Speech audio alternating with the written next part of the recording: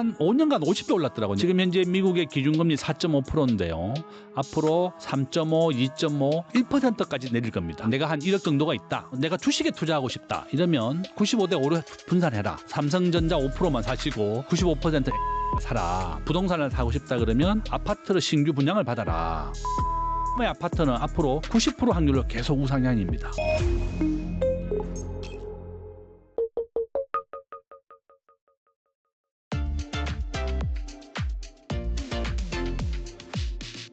그다음에 상호 관세 좀 이슈에서 여쭤보자면은 한국은 미국과 이제 협상을 통해서 상호 관세율 15%로 확정을 하긴 했는데 또 세부적으로 살펴보면은 미국이 무역 확장법 232조를 근거로 해서 철강, 알루미늄 파생 상품 등 407종에 대해서는 50% 관세를 또 부과하면서 뭐 기계라든지 자동차 부품이라든지 전자기기 등 우리나라 주요 수출 품목이 뭐 직격탄을 맞을 것이다라는 그런 우려도 있는데 한국 기업들이 입게 될 실질적인 피해 규모는 어떻게 전망하시는지 궁금하네요. 제가 이제 PPT를 한번 보여드리면 우리나라 중소기업의 생존 전략 써놨는데요. 네네. 우리나라의 이제 기업이 이제 살아남으려면 이런 구독 경제나 온라인 쇼핑이나 정부 조달을 해야 된다 이렇게 써놨고 우리나라 생산성 세계 38개국 중에 34위다 이렇게 써놨습니다. 또 이제 우리나라 1% 부자가 되려면 순자산 30억, 평균 55억을 가져야만 이제 부자가 되고 네.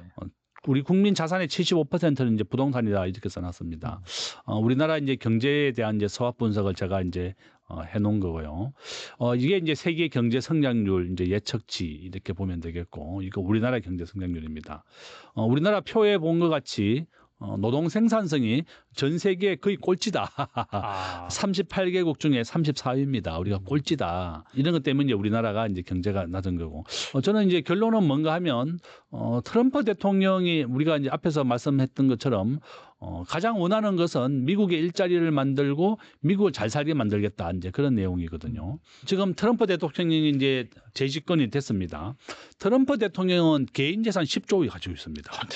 개인 재산 10조 있고 네. 개인 골프장 12개 가지고 있죠. 10조 정도 있으니까. 10조. 스코틀랜드에 이제 자기 골프장에 가서 치면서 우리나라는 막 관세 안달이 나 있을 때 스코틀랜드에서 이제 트럼프 대통령이 골프 치면서 자기 거였습니다. 거기에서 이제 골프를 쳤었고 그래서 우리나라가 이제 15%로 겨우 이제 다행히 이제 합의를 잘했습니다. 26일 새벽 1시에 만납니다. 우리나라 시간으로 이제 아마 협상을 할 것이다. 저는 그렇게 보고 있고 트럼프 대통령은 이와 같이 이제 전 세계에서 가장 기업하기 좋은 환경을 만들 테니까 한국도 많이 좀 와달라. 이제 그것을 가장 크게 요구하고 있다. 이렇게 보시면 되겠고.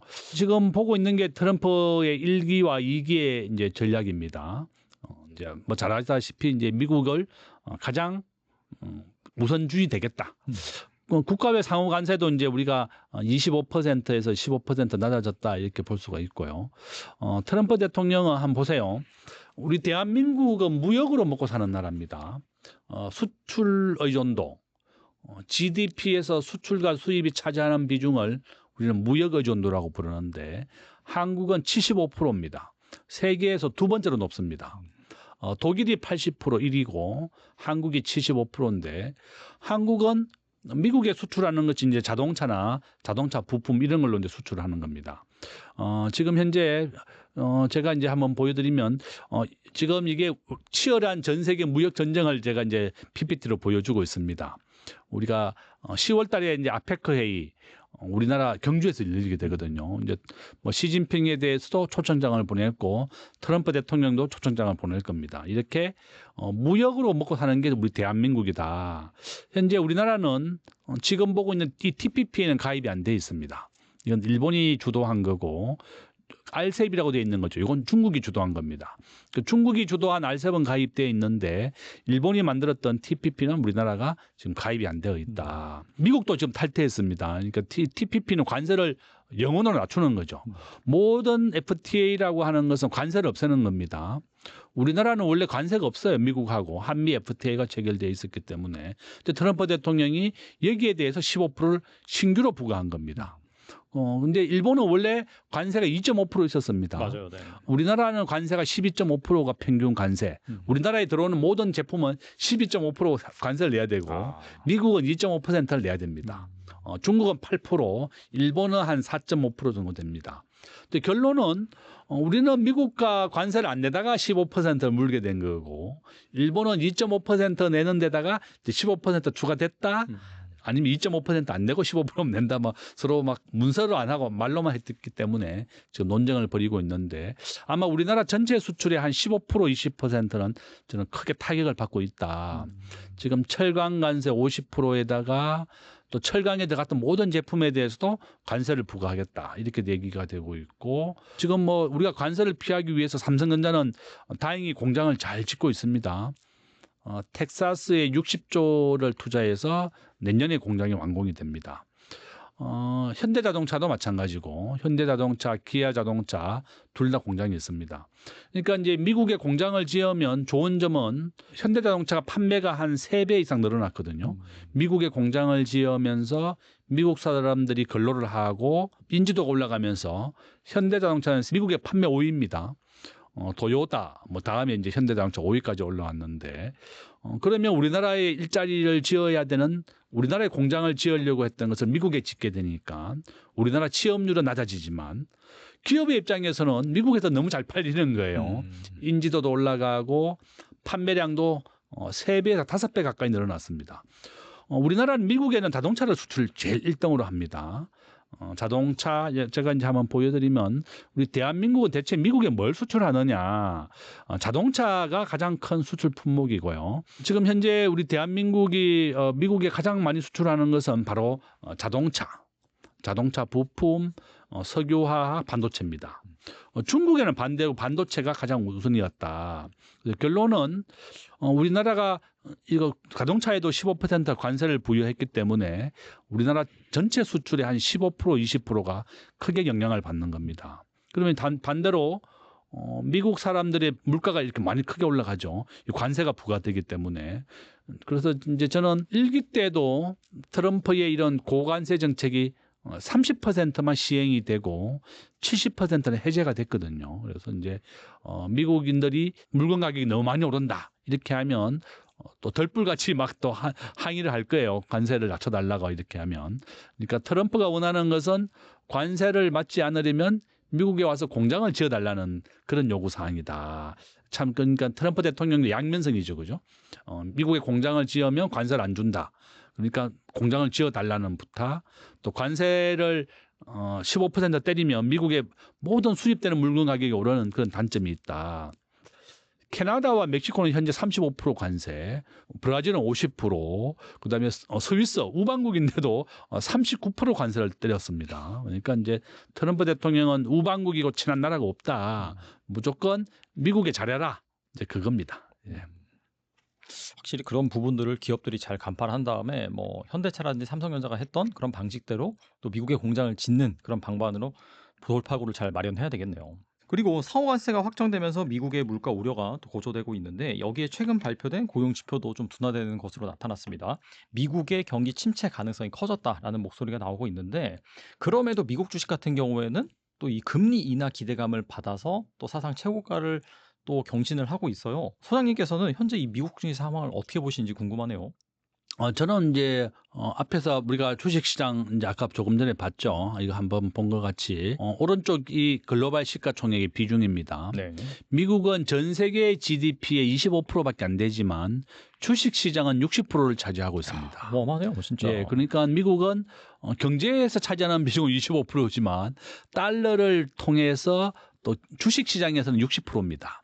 우리가 잘 알고 있는 미국의 엔비디아 시가총액 1등입니다. 그죠? 6천조입니다. 4.4조 마이크로소프트, 그다음에 애플, 그다음에 이제 아마존, 구글 이런 순으로 내려가거든요. 이 7개의 기업들 파망트라고 부릅니다. 파망트. 그러니까 페이스북도 들어가고 애플도 들어가고 엔비디아도 들어갑니다. 이런 이렇게 기술 주도하는 이 기업들이 미국 경제를 이끌어가고 있다. 저는 결론은 미국 주식은 계속 상승이다. 이제 제가 본인의 여윳돈 중에서 좀 내가 엔비디아 같은 주식도 굉장히 매년 오를 것 같지만 지난 5년간 50배 올랐더라고요. 내 엔비디아 거 보니까요. 5년간 50배입니다. 그렇지만 우리가 주식을 투자할 때는 엔비디아가 트럼프 대통령이 취임했을 때 고관세 전략을 하니까 고점이 $150였는데 $90까지 떨어졌어요. 그러니까 미국도 이런 외부적인 충격에 의해서 한 30-40%까지 떨어집니다. 그래서 내가 부탁드리고 싶은 것은 본인의 여윳돈으로 해야 된다. 그죠? 막 내가 대출을 많이 받고 풀로 막 대출 받아서 하지 마시고 내가 여윳돈, 내가 1년 동안 안 써도 되는 돈, 또 월급의 한 4분의 1, 이 정도를 꾸준하게 하는 것이 제일 좋다. 주가가 한 반토막 나더라도 내가 버틸 수 있다. 이 정도의 각오를 가지고 해야 됩니다. 그러니까 꾸준하게 매달 급여의 45%, 4분의 1, 25%를 사시고 이런 외부적인 충격이 와도 전혀 흔들리지 않을 정도로 해라. 미국은 오른쪽에 표에 보는 것 같이 전 세계 주식이 60%를 차지하기 때문에 주식을 떨어뜨릴 수가 없습니다. 또 국민의 70%가 주식을 통해서 연금을 받기 때문에 주가가 떨어지면 미국 국민들이 연금이 없어지는 겁니다. 노후가 다 망가지겠네요. 망가지는 겁니다. 그래서 미국은 경기를 부양하고 기준금리를 내리는 겁니다. 지금 현재 미국의 기준금리 4.5%인데요. 앞으로 3.5, 2.5, 1%까지 내릴 겁니다. 앞으로 트럼프 대통령이 재임하는 동안에 저는 계속 내릴 것이다. 미국의 기준금리는 이렇게 88% 확률로 계속 우하향이다. 그렇게 보시면 되겠습니다. 그렇다면은 뭐 조정이 올 수 있지만 결국에는 계속해서 이제 보유하고 꾸준히 이제 그 매수를 해가지고 이 단가를 낮추는 방식으로 미국 주식에 장기 투자하는 것이 좋다라고 말씀하셨는데 그렇다면 약간 목돈 1억 정도가 있다라고 한다면은 포트폴리오를 어떻게 꾸리면 좋을까요? 지금 표를 한번 봐주시면 부동산과 금리와 주가에 대한 상관관계의 분석인데요. 왼쪽 편에 보시면 CD 금리가 있습니다. 여기 이자라는 뜻입니다. 그러니까 은행의 이자가 부동산 전국의 집값이나 주가하고는 마이너스 0.77, 마이너스 0.8입니다. 그러니까 은행의 이자가 내리면 부동산과 주가는 크게 오른다는 것을 보여주는 겁니다. 그러니까 내가 한 1억 정도가 있다. 저는 내가 주식에 투자하고 싶다. 이러면 95대 5로 분산해라. 삼성전자 5%만 사시고 그냥 95% 엔비디아를 사라. 일시불로 다 사면 너무 좀 큰 돈이라 이러면 뭐 한 5분의 1씩 잘라가지고 뭐 분산 투자하는 것도 좋은 방법이고 9월 1일 날 다음 주에 보니까 러엘 아파트 잠실에 러엘이 분양을 합니다. 지금 제일 작은 평이 이제 18평, 13평도 있더라고요. 그렇게 보니까 한 10억 정도입니다. 10억에 분양하고 있고 25평이 한 15억, 그다음에 30평이 18억에 분양을 하더라고요. 그런데 차액이 한 10억 정도 납니다. 보통 이제 우리나라는 아직까지 청약 통장이 이렇게 유효합니다. 분양가 상한제 아파트이기 때문에 무조건 당첨되면 10억 남아요. 그러니까 이제 저는 항상 돈 1억 가지고 집을 어떻게 사느냐 이러는데 우리가 서울에 아파트를 분양받으면 계약금 20%입니다. 또 10% 때도 있고 20%가 있는데 이런 아파트를 분양받아서 계약금으로 활용을 해라. 그러면 계약금을 내고 정부가 6억까지 은행 대출이 낮아졌지만 제일 싼 거 10억짜리 받으면 됩니다. 18평짜리 10억짜리 분양을 받으면 계약금으로 내고 그다음에 6억 대출 받고 잔금은 전세 주면 됩니다. 그러니까 본인 돈이 1억으로 아파트를 신규 분양을 받아라. 한강 이남의 아파트는 앞으로 90% 확률로 계속 우상향입니다. 서울의 아파트는 다 90% 확률로 우상향이죠. 더 많이 상승하는 것은 한강 이북이 아니라 한강 이남이다. 서초구, 강남구, 송파구, 강동구, 하남 이런 데입니다. 그래서 제가 살고 있는 오금동 3호선, 5호선 종점을 사라. 지하철 종점, 버스 종점. 그러니까 1억이 아주 큰 돈입니다. 그러니까 아파트 분양에 대한 계약금으로 쓸 수도 있고 주식을 하고 싶다 그러면 이런 엔비디아 같은 주식을 사라. 한국 주식은 60대 1.5이기 때문에 엄밀하게 우리가 비율로 나눈다 그러면 한 뭐 97대 3%가 되겠죠. 그러면은 굳이 살려면 엔비디아를 한 5%나 7%는 사고 네. 뭐 이렇게 삼성을 뭐 이렇게 한 나머지를 사고 이제 그런 식으로 하는 게 맞다. 맞습니다. 네네네. 뭐 그냥 헷갈린다 이러면 그냥 엔비디아 사시면 됩니다. 근데 이제 우리가 한국 사람이니까 네네. 한국 주식도 한 5% 정도는 투자를 해주자. 60대 1.5이기 때문에 이제 그 네네네. 취지로 제가 얘기한 거고. 그래서 결론은 내가 주식을 하고 싶다 그러면 1등 주식을 사라. 엔비디아. 그다음에 부동산을 사고 싶다 그러면 이렇게 신규 아파트를 분양을 받아라. 충분하게 이제 1억이면 분양의 계약금으로 쓸 수가 있는 돈이다.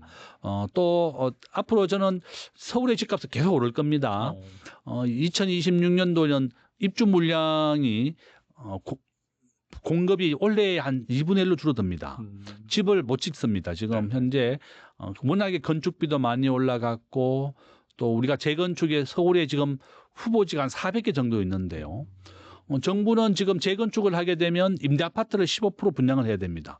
전체 아파트의 15%는 임대 아파트를 지어라 이러니까 전부 다 집주인들이 고민을 하고 있는 거고 또 부동산의 건축비가 2배 정도 올라갔기 때문에 못 짓고 있는 겁니다. 그러니까 막 정부도 지금 공급을 만들어내려고 해도 서울에 집을 지을 곳이 없다. 그런 곤란도 있다. 그래서 재건축밖에 없는데 또 재건축은 임대라든지 여러 가지 또 그런 부작용이 있다. 이러니까 추진을 못하는 거다. 결론은 정부가 재건축을 활성화하고 공급을 해야 됩니다.